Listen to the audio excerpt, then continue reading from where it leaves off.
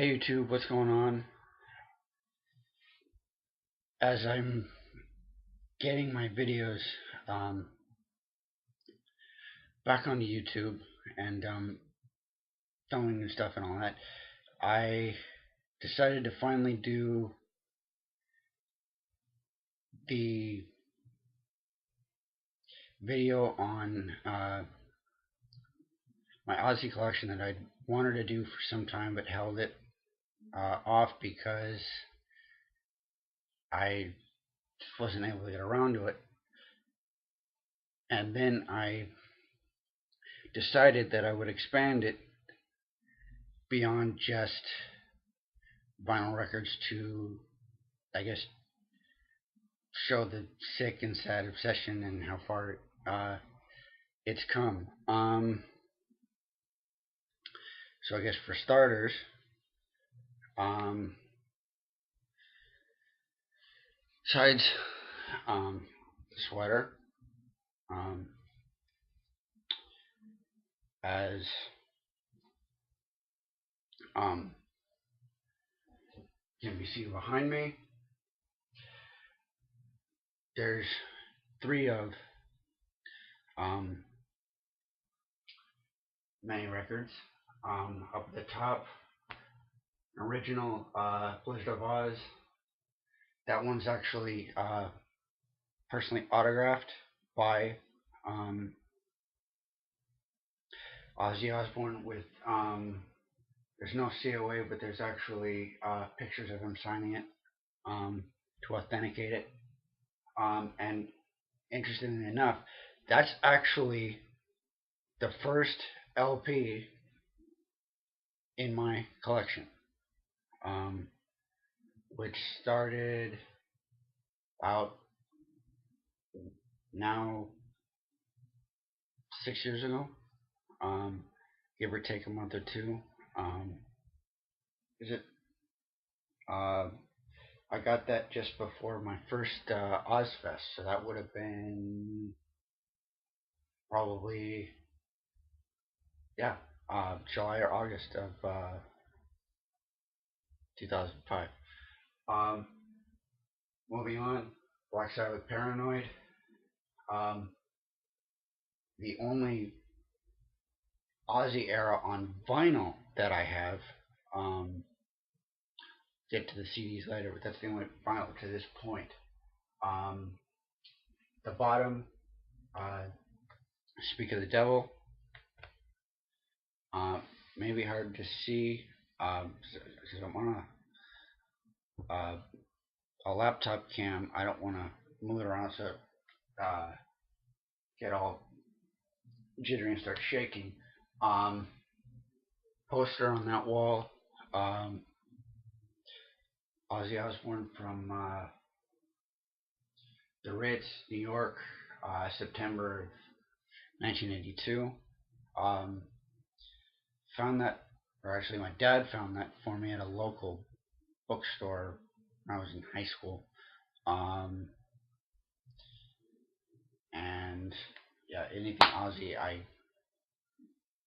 within reason, I have to have it. It's, no, sorry about that. It's changed because of, changed over the years a little bit. Anyway, moving on to, let's see. I don't really have a particular order going forward. So, alright, let's just start at the beginning. First,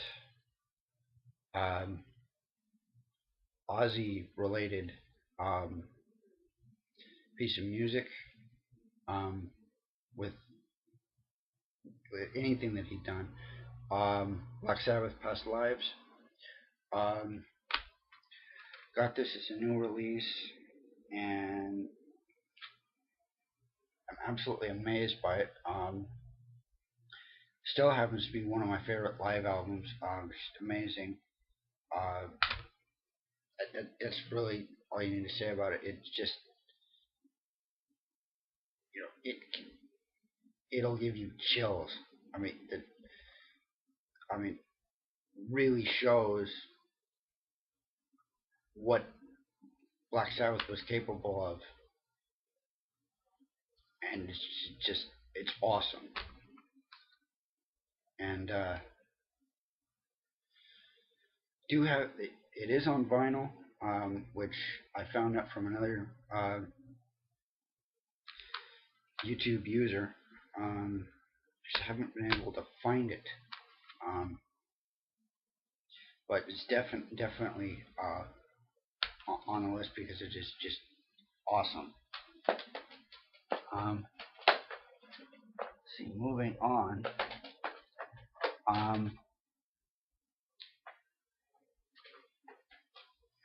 I think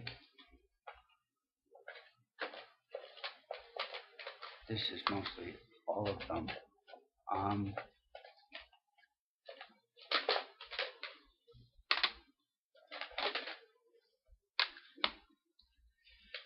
one more.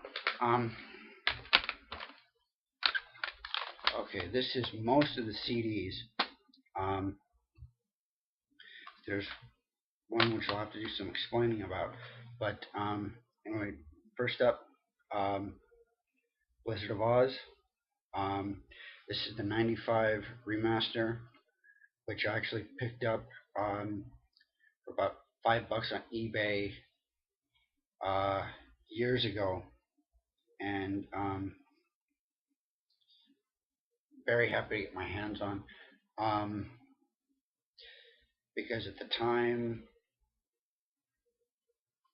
I was really upset and still am with the '02 remaster.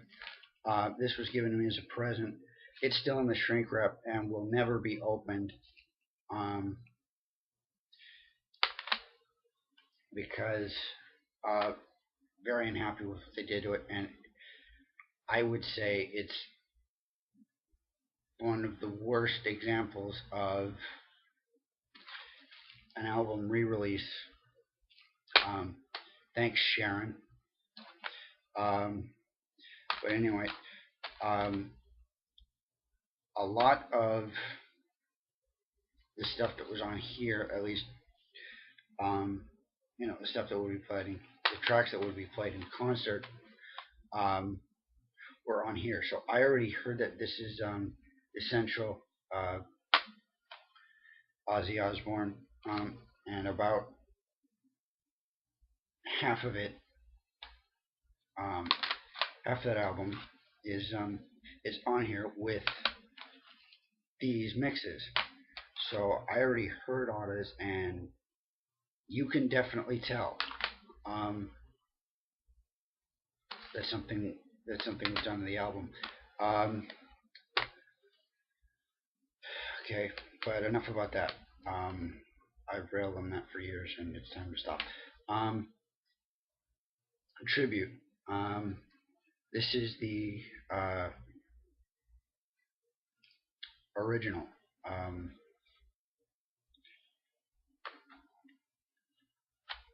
From Mirror Pressing. Um, Picked this up at used record store, and here this is better. And decided to get this over the again 2002 version, um, and just haven't picked it up on vinyl because had money issues and can't spend it on much on records as I would like. But I believe that's probably universal for anybody that's into music. Um, but anyway, moving on. Ozzy Osman Cometh. Um, Again, '02. Uh, this is the re-release. Has some interesting stuff. alternate takes on a couple of Black Sabbath tracks, and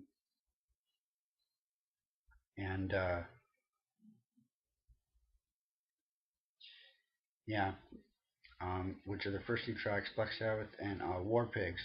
It's the with the alternate lyrics, um, which was really cool. First Ozzy CD I ever purchased. Um, the latest, Scream. Really, really like this album, and Let It Die is probably favorite track from it. Um, his new guitarist Gus G is actually not bad. Um, I would still, especially live, uh, would um, would prefer Zach, of course, but Gus G does just fine. He's awesome.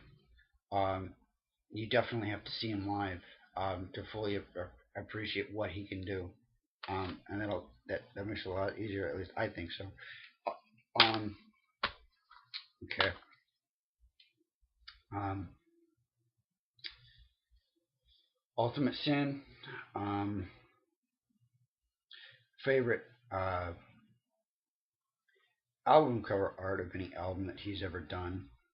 Um, Explain that more about that later.